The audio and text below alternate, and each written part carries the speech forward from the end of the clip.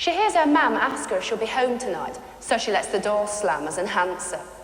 Well, she's already late to meet Jackie at the bus stop. I mean, not that they want to go early or anything, but even so.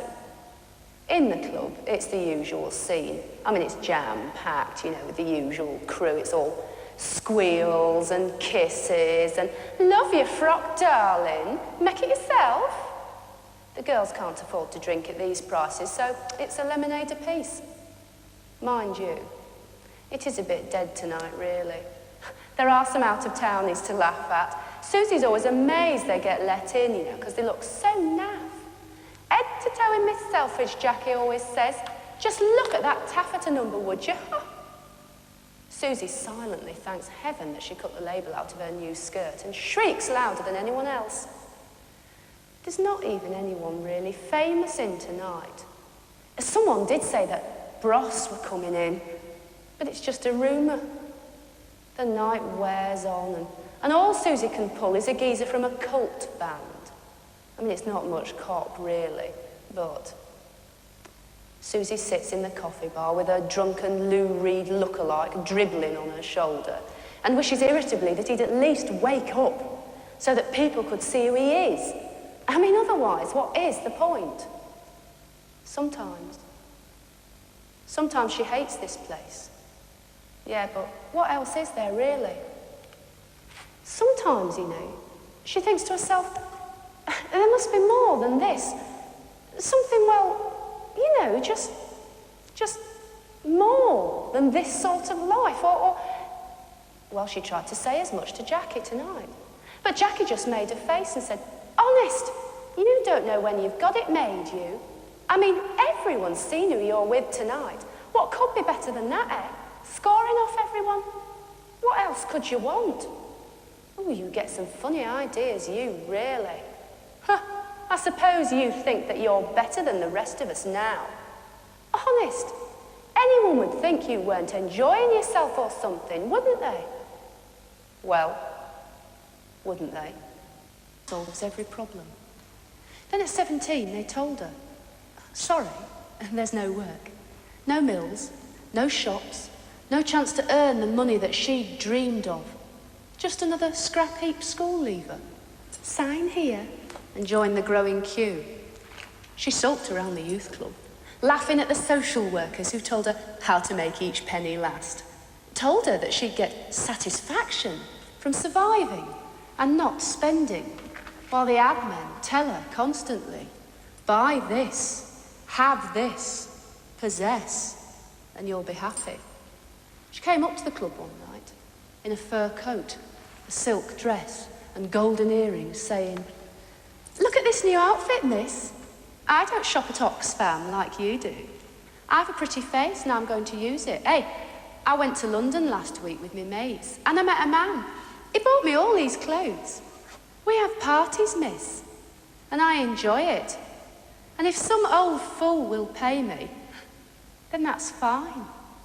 Oh, before you start, miss, I'd like to ask a question. For all your fancy college education, your concerned expression and your worried voice, just think real hard and try to find another way out for the likes of me. And I bet you can't, miss, can you? And, oh yeah, when did you last dine out at the Ritz, miss? Beats travelling by bus. Who are you? I am Joolz, good witch of the north. I can tell by your accent it's Bradford, isn't it? Where am I? You are in Menschkinland. The Menschkins are happy because you have killed the wicked witch of the east. Don't be silly. There's no such thing as witches. Except, of course, in the movies. Oh, yes? And what do they like in the movies?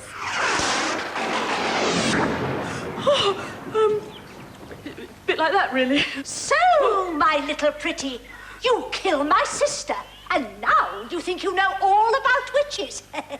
I'll curse you till you shrivel up and die. Now, let me see. Shriveling up television presenters. Looks like someone's had to go already. Thank you. She's going to curse me with a spell. Well, if you're a bad witch, you have to cast spells. The whole point is to mysteriously injure other people. There's going to be nothing mysterious about what I'm going to do with you. No, I'm sorry, it's just not working for me. What? No, you see, witches traditionally are only supposed to work at night. Get with it, kid. Even witches are allowed a little overtime. Anyway, I want those pink plimsolls. What does she want with my pink plimsolls? Oh, they have supernatural powers. They have white laces, that's about it. No, they do have supernatural powers, if you believe they do. That's why so many supposed curses and spells in the past probably worked. People believed in witches, so they believed that a curse or spell had come true. I curse you. I curse you to present the epilogue to the end of time. And that's all we've got time for here on TV. No, I don't believe you! Oh, bats, it's not working. I said bats, not rats. Oh, nothing's working today. I know. Let's phone the police and have her arrested for being a witch. Well, she hasn't really done anything wrong. Mind you, there was a time in Great Britain when you barely had to do anything to be hanged as a witch. Hanged? Oh, yes. In the 17th century, they were so terrified of witches that they actually appointed a lawyer, name of Matthew Hopkins, as Witchfinder General for England to track down witches. How do we know for sure whether people were witches or not? Oh, he had a number of highly scientific tests he'd carry out. Like he put a suspect in the village pond. And if they drowned, they were innocent. And if they didn't, they were a witch and they were hanged. Never mind about this bibbly-babbly. Give me those pink plimsolls. Stay tight inside them, Dottie. Dottie? They really are magical. Be off with you, wicked witch of the West. You have no power here in Menschkin land. Use the power in your plimsolls, Dottie, to get rid of her. Be off with you to your witch's tower, but this time on something with a bit more power! Curses! Beware, my little pretty. I'm going to get you and your dog. Now it's time for you to follow the yellow brick road. No, I was just going to get the train home, you see, and... The wizard is the only one that can help you to get home, my child. And you'll find him in the Emerald City, end at Yellow Brick Road. Oh! Personally, I think she's on safer ground when she's stuck to the poetry. Come on then, Foot. Let's follow the Yellow Brick Road. The Good Witch of the North. Please, Joolz, won't you help me and my little dog Foot get home to Maidstone? But Dottie, you've always had the power to get home. I have? Oh, aye. Just click your heels together 3 times and think, there's no place like home. There's no place like home. There's no place like home. There's no place like home. There's no place like home. I think she's coming round. Madam. Past where they're building houses. Dirty, pink brick boxes. Ugly, graceless, slapped down on the land. People like us will live in them, running out our lives without a thought. Oh, we all believe that we are safe, while the wasted earth turns beneath our feet, and we don't feel the great heart beating. We don't see the vast web weaving. We don't know our part in the world's huge puzzle. No cause without effect. No effect without some purpose. Like children loose in an old, quiet garden, we pull the petals off the rose to see how it's constructed. We rip the wings off the butterfly to satisfy our vanity, and we sleep in our isolation, dreamlessly believing that we are safe, and the living planet groans and dies beneath our mindless tyranny, and we aren't safe. Let's not fool ourselves. When our great mother lies murdered and we are scrabbling, screaming for some air to breathe and food to eat, raving in our little houses that it isn't fair, it isn't right, it wasn't me, we'll find out then that it's a bit too... I'm afraid. I've sent for your mum. She's on her way. She sounded very upset, she did, you know. The girl's white face turns away from the copper. Her purple-painted mouth clamped tight and shut. The man shakes his head and tuts. Oh, it's not like you're from a deprived home like some of them we get in here. You've got nothing to run away from now, have you? It's a good thing we found you before you got yourself into real trouble. He turns away, his good deed done, taps at his typewriter, drinks his tea. The girl sits compressed into as small a space as she can manage, her PVC mini and scuffed patent winkle pickers squeaking as she clutches herself tighter. She sees the hole torn in the knee of her fishnet tights, and in the window, the reflection of her back-combed orange hair.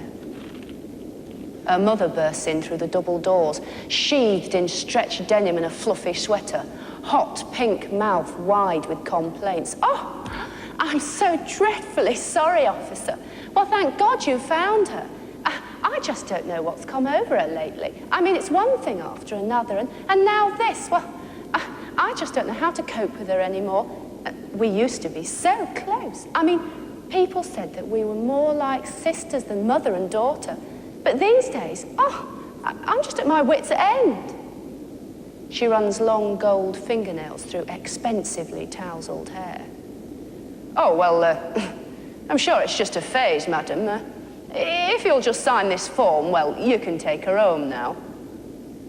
The girl flicks a glance at her mother, noting the carefully ageless face, high-heeled sandals, gold bangles. Her mother's little red Metro waits outside, smelling of bright perfume, old copies of Cosmopolitan in the glove compartment. It reminds her of the house where they live, restless, sterile, all the latest kitchen equipment. Old age, like cancer, never mentioned. Her mother seizes her sharply by the upper arm. Oh, come along now, Mandy. I think you've caused quite enough hassle for tonight. It's time to go home. The girl's head swings sharply round. Her eyes are hard, with hatred, with bitterness, days of loveless emptiness. And she says, yeah, but what is there to come home for, Mother?